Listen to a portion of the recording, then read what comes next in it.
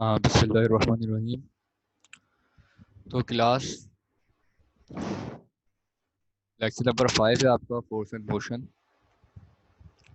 कल मैंने फ्रिक्शन तक पढ़ाया था, ठीक है, और उसके मेथड्स बताए थे कि फ्रिक्शन को आप रिड्यूस कैसे कर सकते हैं, ठीक है। हाउ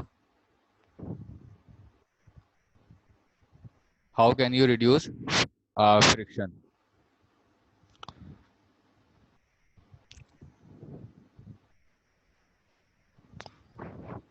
अब आप लोगों के पास जो है वो लेक्चर नंबर 5 में लॉज ऑफ फ्रिक्शन है, ठीक है, कि किन लॉज के अकॉर्डिंग जो है वो फ्रिक्शन वर्क करता है और फ्रिक्शन के क्या लॉज होते हैं।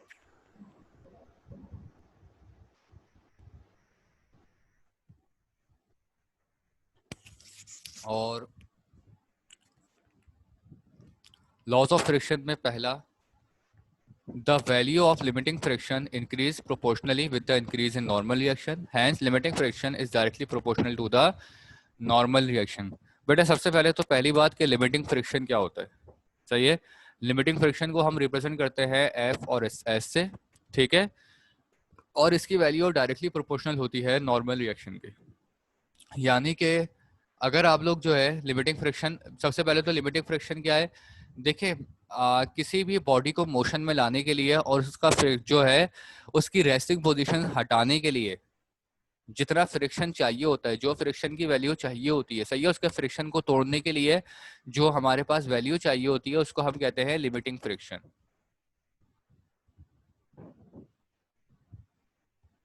उसको हम लिमिटिंग फ्रिक्शन कहते हैं, ठीक है। यानी एक बॉडी जो है वो रेस्टिंग पोजीशन में है, सही है, सरफेस के साथ है, और उसके फ्रिक्शन को खत्म करने के लिए और उसकी मूवमेंट के लिए जो हमें चाहिए वो आपकी लिमिटिंग फ्रिक्शन कहलाएगी। और लिमिटिंग फ्रिक्शन डायरेक्टली प्रोपोर्शनल होता है नॉर्मल रिएक्शन के। नॉर्मल रिएक्शन कहते हैं वो रिएक्शन जब बॉडी किसी ग्राउंड लेवल पर होती है, सही है, जब किसी ग्राउंड लेवल पर बॉडी रखी हुई है, ठीक है, और वो मूव नहीं कर रही, ठीक है, बिकॉज ऑफ फ्रिक्शन, तो वो उसका नॉर्मल रिएक्शन कहलाता है, ठीक है। तो इसको हम यहाँ पर रिप्रेजेंट करते हैं F limiting friction S is directly proportional to R, सही है, F S is directly proportional to R. R जो है वो आपका नॉर्मल रिएक्शन है और एफ एच जो है वो आपका लिमिटिंग फ्रिक्शन है। जब ये डायरेक्टली प्रोपोर्शनल का साइन हटता है, जब ये प्रोपोर्शनैलिटी का साइन हटता है, तो उसकी जगह आ जाता है इज इक्वल टू और म्यू, ठीक है, ये वाला साइन जो कि कोफिशिएंट ऑफ फ्रिक्शन को रिप्रेजेंट करता है, ठीक है। अब यहाँ पर आप आर को ऑपोजिट साइड भेजकर डिवाइड करवा दो तो एफ एस अपॉन आर हो जाता है, ठीक है। Mu is the constant of proportionality which depends upon the nature of the surfaces, the two surfaces in contact, ठीक है, या इसको हम coefficient of friction भी कहते हैं, सही है। इसका कोई यूनिट नहीं होता, ठीक है, और नॉर्मल रिएक्शन जो होता है वो आपका बराबर होता है mg के। तो यहाँ पर नॉर्मल जो आपका रिएक्शन है वो वेट के बराबर होता है, यानी जितना किसी ऑब्जेक्ट का वेट होगा उतना ही उसका नॉर्मल रिएक्शन होगा, और जो कि वेट खुद इटसेल्फ किसके बराबर होता है, mg के, सही है। तो substituting the value of R in equation when we get mu is equal to R, R की जगह अगर आप mg पुट कर दें तो यहाँ पर आ जाएगा mu is equal F S is equal to mu mg। Next कोई सवाल हो बेटा तो पूछ लिएगा।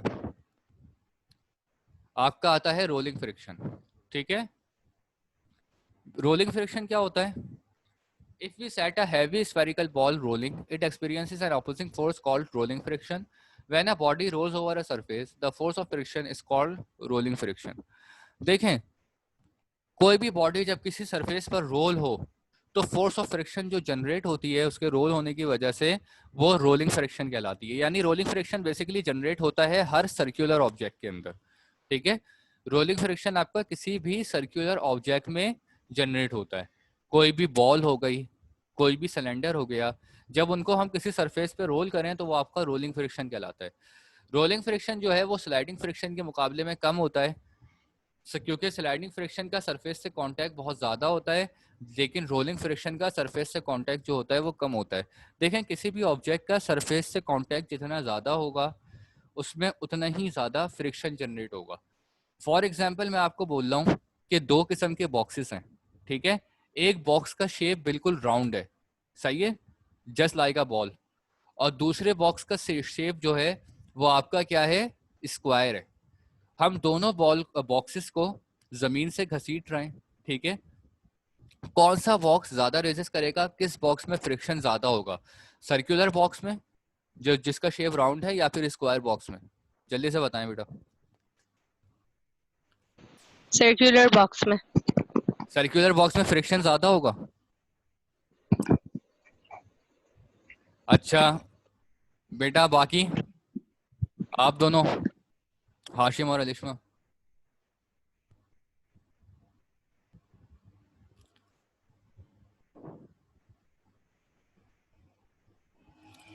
बेटा ये दोनों के अब क्लास में प्रेजेंट नहीं है, हाशिम और अलिशमा?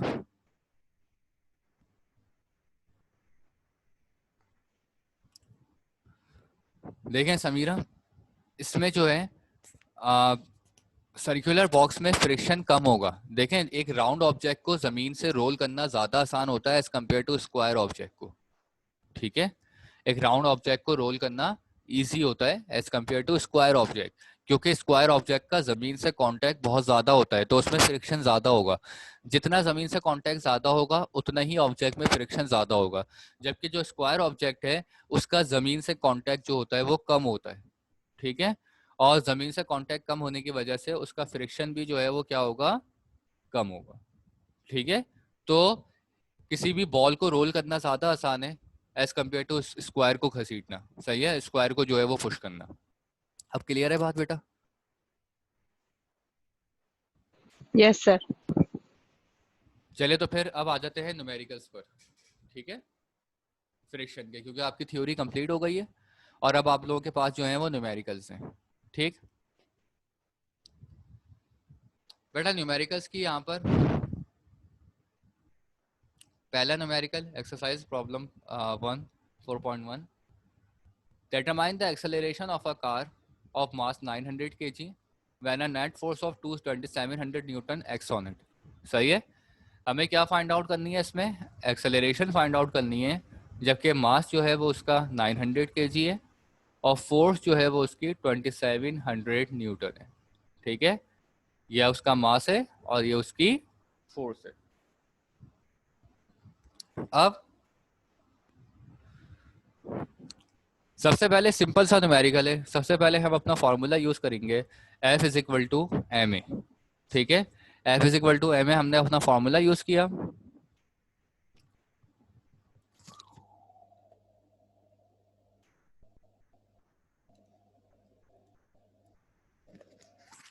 और अगर हम फॉर्मूला कन्वर्शन लगाते हैं तो m यहाँ पर इसके साथ मल्टीप्लाई हो रहा है, वहाँ अपोजिट साइड जाकर डिवाइड हो जाएगा, तो ये हो जाएगा F अपॉन एम, ठीक है। अब आप लोग अपनी वैल्यूज निकालें, वैल्यूज रखें इसके ऊपर, तो F यानी फोर्स हो जाएगी आपकी 2700 न्यूटन और मास हो जाएगा आपका 900 kg, ठीक है।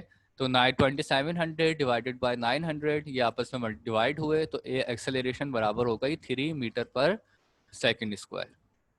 क्लियर है बात? अब नेक्स्ट बेटा कोई सवाल हो तो पूछ लिएगा, न्यूमेरिकल में कोई चीज समझ ना आए तो बता पूछ लिएगा। 4.2, a car of mass 1000 kg traveling at 72 kilometer per hour is uniformly brought to rest over a distance of 40 metre, ठीक है। हमें इसकी एक तो एवरेज एक्सेलरेशन पता करनी है और दूसरी एवरेज ब्रेकिंग फोर्स पता करनी है। देखिए बेटा, एक कार का मास गिवन है, डेटा अगर हम बनाएं तो मास इसका क्या है 1000 kg। अब देखें एक कार 72 किलोमीटर पर आवर के हिसाब से चल रही है और फिर वो रेस्ट में आई, तो अगर आप लोगों ने चैप्टर नंबर 3 के न्यूमेरिकल्स किए हुए, तो एक ऑब्जेक्ट चलता हुआ ऑब्जेक्ट जब रेस्ट में आता है, चलता हुआ ऑब्जेक्ट जब रेस्ट की तरफ आता है, तो जो उसकी पहले वाली स्पीड होती है वो इनिशियल काउंट होती है और जो बाद वाली स्पीड होती है वो फाइनल काउंट होती है। तो 72 किलोमीटर पर आवर ये उसकी इनिशियल स्पीड होगी और उसके बाद वो रेस्ट में आ गई तो आखिरी स्पीड जो काउंट हुई है वो क्या है, 0 मीटर पर सेकंड, यानी कि फाइनल वेलोसिटी उसकी 0 मीटर पर सेकंड होगी। ठीक है। और अगर ये लिखा हुआ होता कि एक कार रेस्टिंग पोजीशन में थी और उसके बाद उसने चलना शुरू किया, तो जो इनिशियल होती वो उसकी 0 होती, क्योंकि वो रेस्टिंग में क्या थी, 0 मीटर पर सेकंड में थी। और चलना शुरू किया तो वो उसकी क्या होती, फाइनल वेलोसिटी होती। ठीक है। तो इनिशियल वेलोसिटी इसकी 72 किलोमीटर पर आवर है और फाइनल उसकी 0 मीटर पर सेकंड। अब 72 किलोमीटर पर आवर को हमने कन्वर्ट किया मीटर पर सेकंड के अंदर, क्योंकि जो यूनिट होता है आपका, जो मेन यूनिट काउंट होता है वेलोसिटी का, वो मीटर पर सेकंड ही होता है। अब 72 किलोमीटर पर आवर को मीटर पर सेकंड में कन्वर्ट कैसे करेंगे? देखें, उसका मेथड ये है कि ये 72 है, किलोमीटर को मीटर में कन्वर्ट करने के लिए 1000 से मल्टीप्लाई करवाएंगे। सही है, क्योंकि 1 किलोमीटर में 1000 मीटर होते हैं। तो 72 को मल्टीप्लाई करवाया आपने 1000 से, और एक आवर में, एक घंटे में 3600 सेकंड होते हैं। सही है। इसको निकालने का तरीका क्या है कि एक आवर में 60 मिनट होते हैं और एक मिनट में 60 सेकंड होते हैं। तो 60 को 60 से मल्टीप्लाई कर दें तो ये बन जाएगा 3600। तो यहाँ पर आप क्या करेंगे, 72 को मल्टीप्लाई बाय 1000 करेंगे एंड डिवाइडेड बाय 3600 करेंगे। तो 72 मल्टीप्लाई बाय 1000 डिवाइडेड बाय 3600, तो ये आपका आंसर क्या आया, 20 मीटर पर सेकेंड। ठीक है, 20 मीटर पर सेकेंड, ये आपकी इनिशियल वेलोसिटी हो गई। अब आ जाए फाइनल वेलोसिटी के ऊपर। Final velocity 0 metre per second है। डिस्टेंस आपको उन्होंने दिया हुआ है कि उस कार ने कितना ट्रेवल किया है रेस्ट में आने से पहले, 40 मीटर। आपको एक तो एक्सेलरेशन पता करनी है और दूसरी आपको फोर्स पता करनी है। देखिए बेटा, फिजिक्स के अंदर जब भी आप एक चैप्टर आगे की तरफ जाते हैं तो उसमें पुराने, इससे पहले वाले चैप्टर के फार्मूलाज भी इस्तेमाल होते हैं। तो चैप्टर नंबर 4 में चैप्टर नंबर 3 के फार्मूलाज भी इस्तेमाल होंगे। जब आप चैप्टर 6 पढ़ेंगे, 5 पढ़ेंगे, तो उसमें इससे पहले वाले चैप्टर्स के फार्मूलाज यूज होंगे। तो जैसे जैसे आप आगे के चैप्टर में पढ़ते हैं तो इसका मतलब ये नहीं है कि पीछे के चैप्टर्स के फार्मूलाज को भूल जाएं, उनको भी याद रखना है क्योंकि वो सारे इस्तेमाल होंगे। ठीक है। तो ये आपका third equation of motion chapter number 3 का फार्मूला है। ठीक है। तो चैप्टर नंबर 3 का formula 2as is equal to vf square minus vi square. ठीक है। 2as is equal to vf square minus vi square. अब 2 को और s को, क्योंकि 2 और s यहाँ पर मल्टीप्लाई हो रहे हैं, इनको ऑपोजिट साइड पर भेजा, क्या हो गए, डिवाइड हो गए। ठीक है।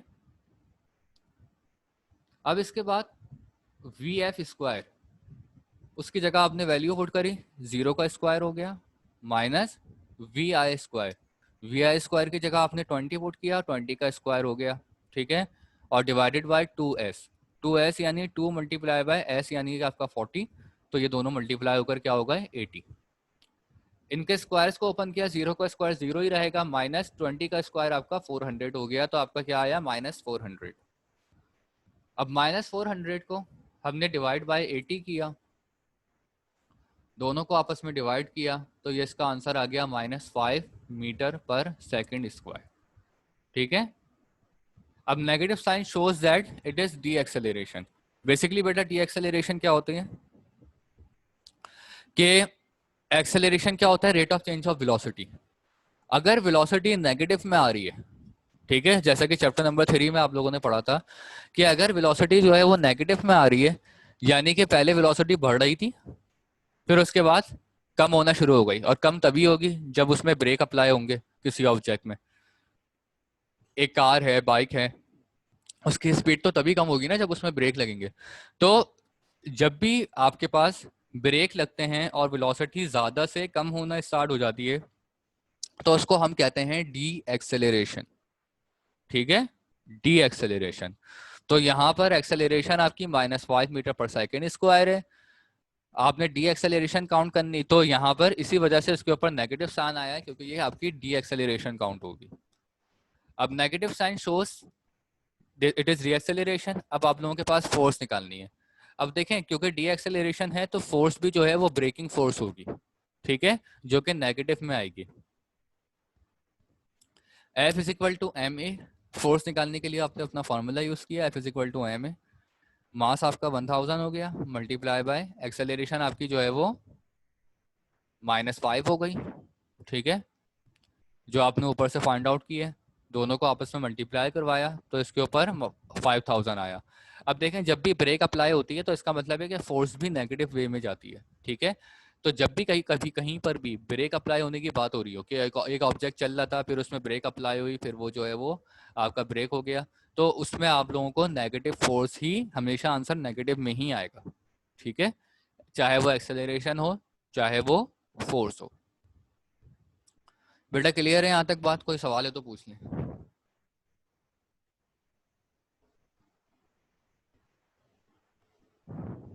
जी बेटा, कोई क्वेश्चन नहीं है?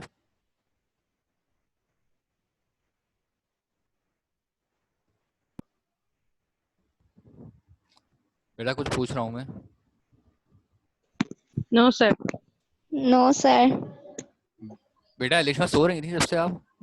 पहले भी पूछ रहा था, गायब थी आप।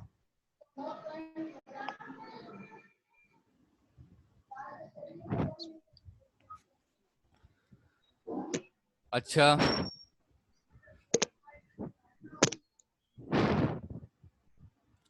आप 4.3 न्यूमेरिकल, ठीक है।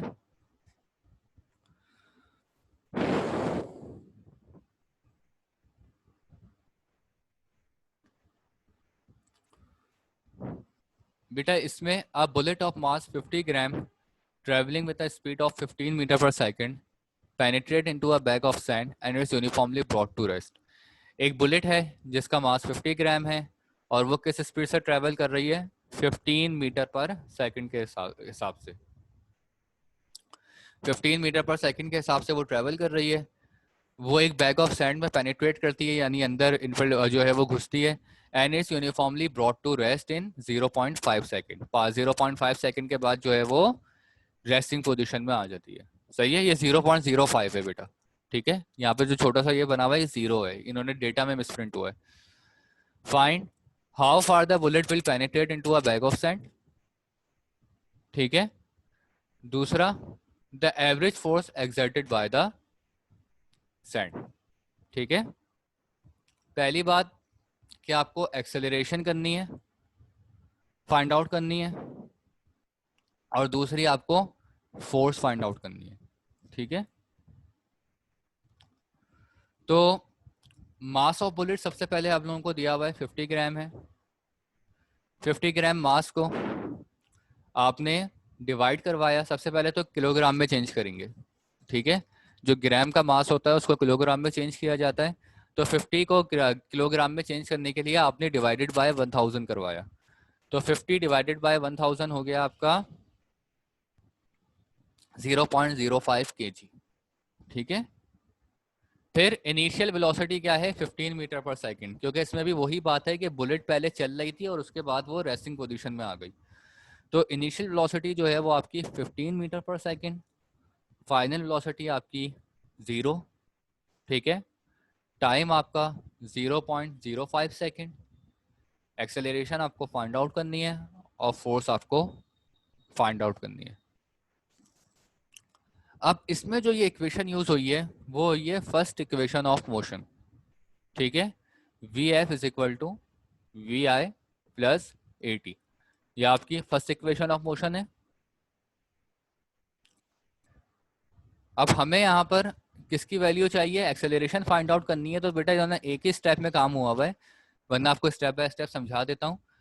पहले वी आई है, यहाँ प्लस हो रहा है, ऑपोजिट साइड जाएगी इनिशियल वेलोसिटी, ये हो जाएगा माइनस, तो V F minus V I. T यहाँ पर एक्सेलरेशन, जैसे जब वी आई वहां से गायब हो जाएगा, वहां चला जाएगा ऑपोजिट साइड पर, तो उसके बाद क्या बचेगा आपके पास? ए टी, ठीक है। ए टी में से टी यहाँ पर ए से मल्टीप्लाई हो रहा है, ऑपोजिट साइड जाएगा, क्या हो जाएगा? डिवाइड, तो V F minus V I divided by T, ठीक है। ये आपका फार्मूला बन जाएगा।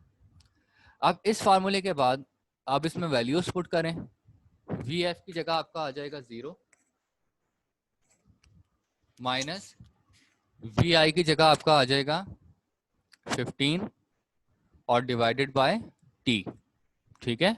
0 minus 15 divided by T, T की वैल्यू क्या है 0.05 सेकेंड, ठीक है, ये लिखी हुई है। आपने 0.05 पुट किया, इनको आपस में डिवाइड किया, सही है। 15 डिवाइडेड बाय 0.05, ये आपका आंसर आ गया -300 मीटर पर सेकेंड, ठीक है। ये जो बेटा ये सब लिखा हुआ है ना, ये इसको काउंट नहीं करिएगा, ठीक है, ये कुछ भी नहीं है, इसको ऐसे ही छोड़ दिएगा। इसी तरह ये भी जो है, जो पेंसिल से जो चीज़ें लिखी हुई है, मार्क वार्क लगे हुए हैं, वो आपके काम का नहीं है, ठीक है। तो एक्सेलरेशन जो है वो आपका आपकी -300 सेकेंड हो गई, मीटर पर सेकेंड हो गई, ठीक है, मीटर पर सेकेंड स्क्वायर।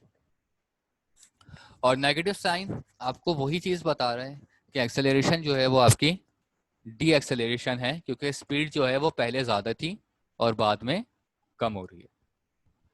आप दोबारा फोर्स फाइंड आउट करनी है, तो फोर्स बराबर होती है F = ma। मास आपने निकाल रखा, मास आपको गिवन है 0.05 मल्टीप्लाई बाय एक्सेलरेशन से आपने मल्टीप्लाई किया, तो जो फोर्स आई इसकी वो क्या आई -15 न्यूटन। तो नेगेटिव साइन यही बता रही है कि आपको जो फोर्स अप्लाई हो रही है, क्योंकि ब्रेकिंग जो है ऑपोजिंग फोर्स है, इस वजह से नेगेटिव है, क्योंकि वो ऑब्जेक्ट चलता हुआ आ रहा है और फिर वो रुक रहा है, तो इसका मतलब है कि फोर्स भी जो है वो नेगेटिव में होगी। क्लियर है यहाँ तक बात? कोई प्रॉब्लम बेटा इसमें?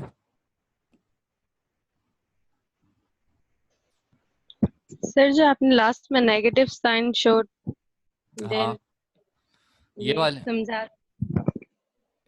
ये वाली चीज negative sign shows opposing force, नहीं, उसके ऊपर वाले। Negative sign shows deceleration, ये चीज।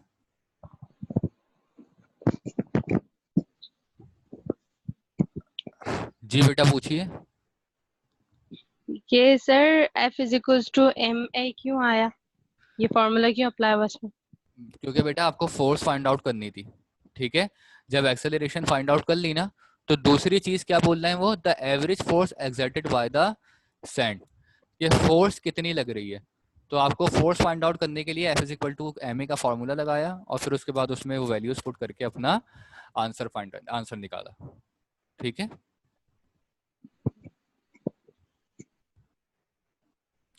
बेटा अब क्लियर है बात? Yes sir. ठीक है।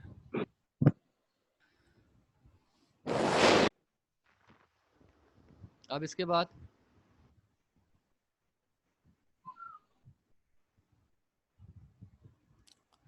न्यूमेरिकल नंबर 4.4,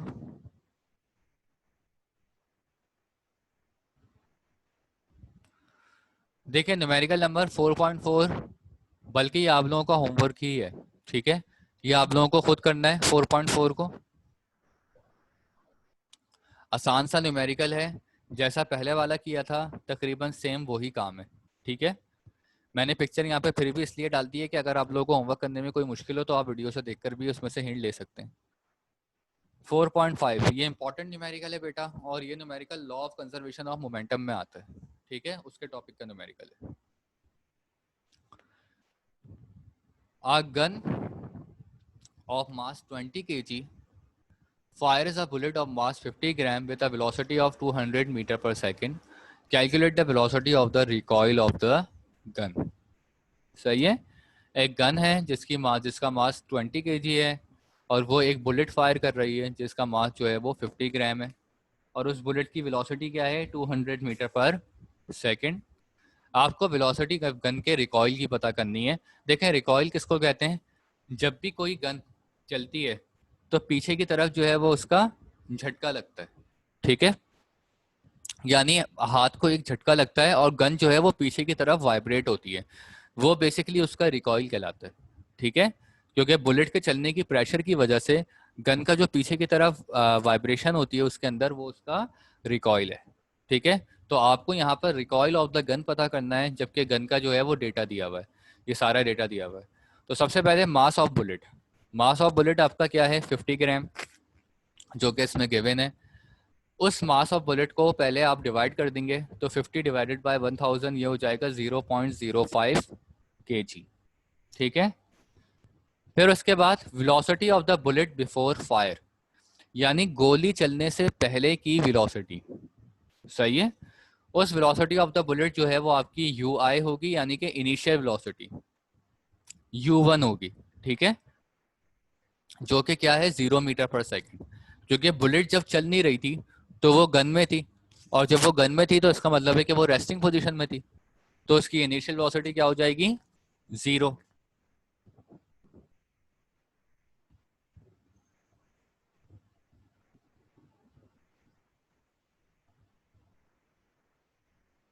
फिर इसके बाद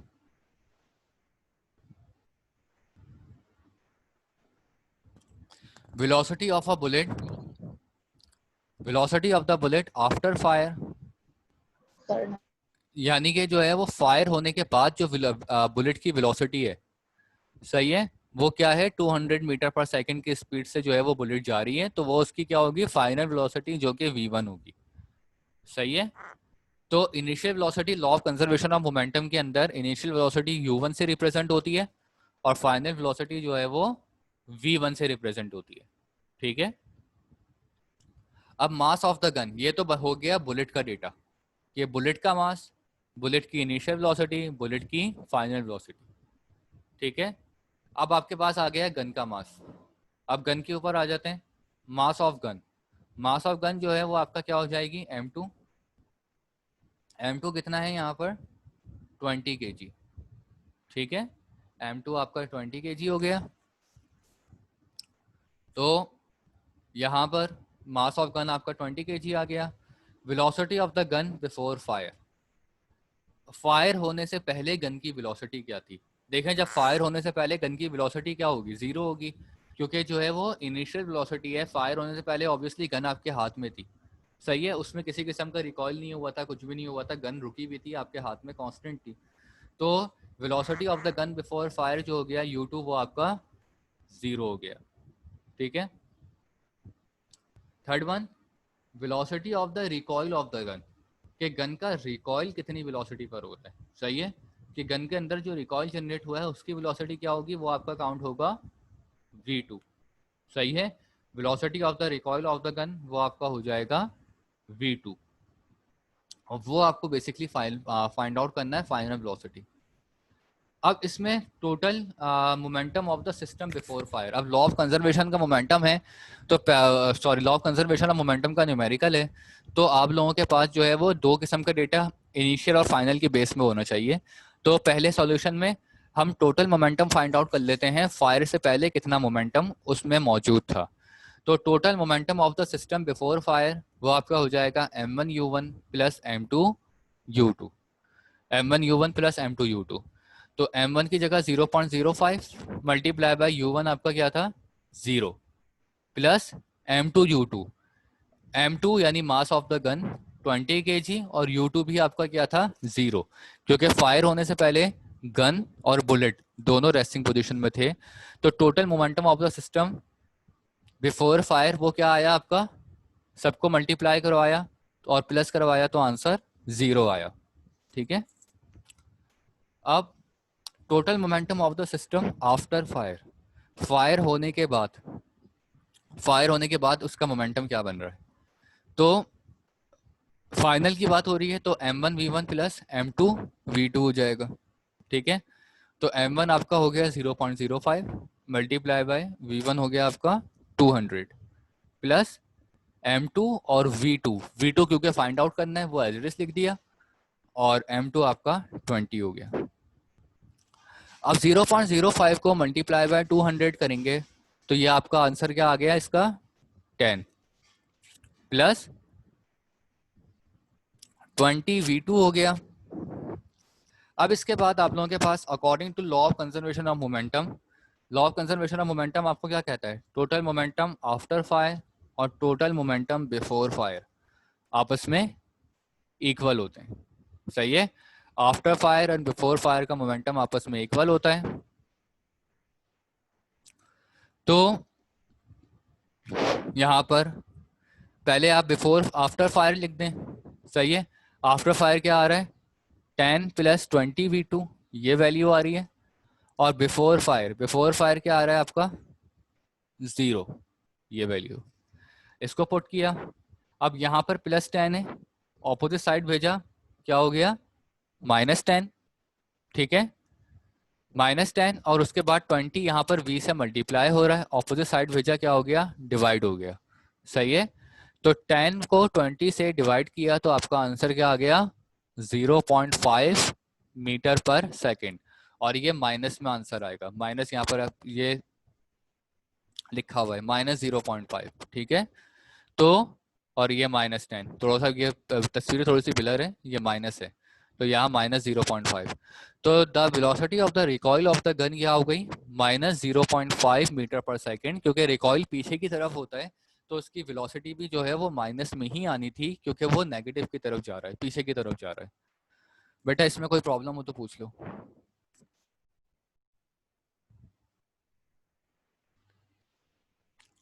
जी बेटा कोई नो प्रॉब्लम सर। है, क्लियर समझ आ गया ठीक से, जी। चलें गुड। नेक्स्ट न्यूमेरिकल 4.7, बेटा 4.6 नहीं करना, ठीक है, वो एग्जाम में नहीं आता, 4.7 है। Two bodies A and B are attached to the end of the spring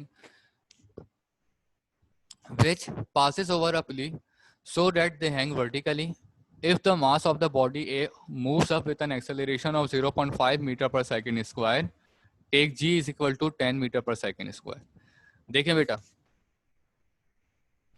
ये बेसिकली आपका टेंशन इन द स्प्रिंग का न्यूमेरिकल है, ठीक है, कि स्ट्रिंग में जो टेंशन जनरेट होती है, तो ये टेंशन इन द स्ट्रिंग का न्यूमेरिकल है। और इसमें मैंने आपको दो केस पढ़ाए थे, एक केस था कि दोनों बॉडीज वर्टिकली हैंग कर रही हैं, और दूसरा केस था कि एक बॉडी फ्लैट हॉरिजॉन्टल सरफेस पर है जबकि दूसरी बॉडी जो है वो वर्टिकली हैंग कर रही है, सही है। तो ये बेसिकली केस 1 है, when both the bodies hang vertically, ठीक है, क्योंकि यहाँ पर लिखा हुआ भी है, एग्जाम में आपको सेंटेंस से पहचानना है कि केस कौन सा है, वो आपको गिवन नहीं देंगे, वो इसी तरह का आपको न्यूमेरिकल दे देंगे, आपको जो है वो उसको पहचानना इस तरह है कि वो केस कौन सा है। तो यहाँ पर देखें, यहाँ पे लिखा हुआ है so that they hang vertically, दोनों जो हैं वो वर्टिकली हैंग कर रही हैं। तो अकॉर्डिंग टू डेटा अगर हम देखें तो मास ऑफ बॉडी ए जो है वो आपका 4 का, मास ऑफ बॉडी बी जो है वो आपका 4 kg है, सही है।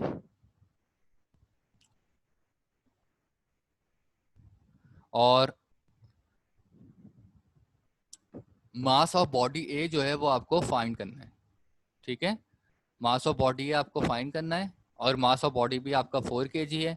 एक्सेलरेशन यहाँ पर गिवन है,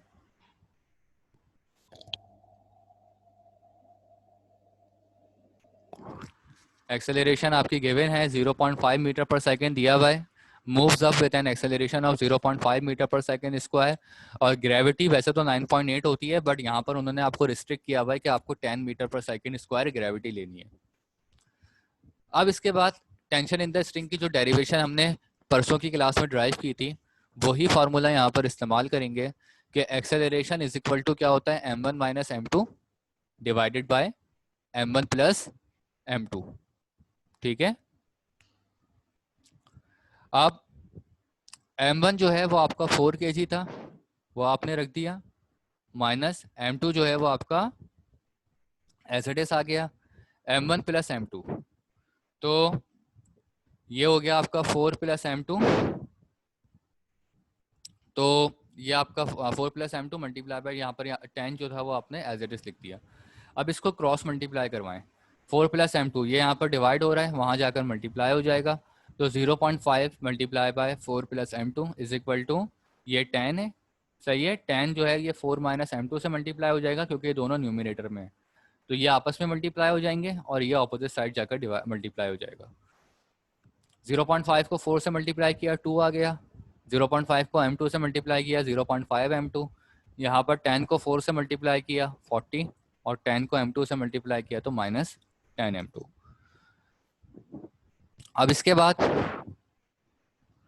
0.5 m2 plus 10 m2 is equal to, अब देखें इसमें क्या, m2 वाली साइड आपने एक तरफ कर दी, सही है, जो यहाँ पर 0.5 m2 था और यहाँ पर जो प्लस 10 m2 है, इसको आपने दोनों को एक ही तरफ कर दिया, और यहाँ पर 40 था, यहाँ पर प्लस 2 है, इसको आपने ऑपोजिट साइड पे कर दिया, तो ये हो गया आपका 40 माइनस 2, ठीक है।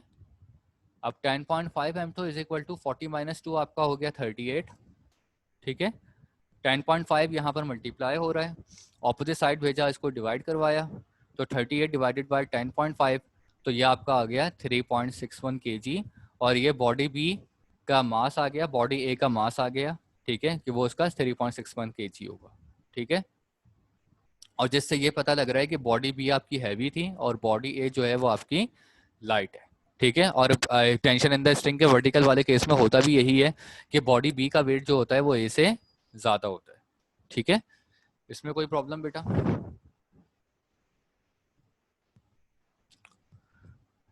जी बेटा, इसमें कोई प्रॉब्लम है? बॉडी बी का मास ज्यादा है या कम है? बेटा बॉडी बी का मास जो है वो ज्यादा है, क्योंकि देखें मास ऑफ बॉडी बी क्या है, m1, ठीक है। तो मास ऑफ बॉडी बी जो है उसको हम m1 से रिप्रेजेंट करते हैं, तो उसका मास क्या है 4 kg, जबकि मास ऑफ बॉडी ए जो है वो क्या आया है आपका 3.61 kg, ठीक है। तो बॉडी बी का मास जो होगा वो आपका बॉडी ए से ज्यादा होगा, ठीक है। जी। अच्छा एक बात और ध्यान में रखिएगा कि बॉडी बी के लिए हमेशा m1 यूज होता है और बॉडी ए के लिए हमेशा m2 यूज होता है, यानी कि उल्टा हिसाब समझ लें। वर्टिकल वाले केस में, टेंशन इन द स्ट्रिंग के केस में, हमेशा बॉडी ए के लिए m2 और बॉडी बी के लिए m1 का वर्ड यूज होगा, ठीक है। आपकी डायग्राम भी इसी तरीके से बनी हुई है बुक में, ठीक है बेटा। Yes sir. अच्छा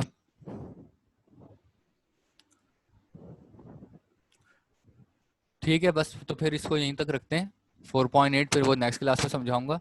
और बेटा इसको अपनी कॉपी पे लिखते रहा करें टाइम टू टाइम, ठीक है। जब लेक्चर्स आप लोगों को यूट्यूब पे मिल जाएंगे तो उसके बाद फिर आप उसमें से देखकर अपनी कॉपी पे जरूर कॉपी डाउन जरूर कर लिएगा, ठीक है।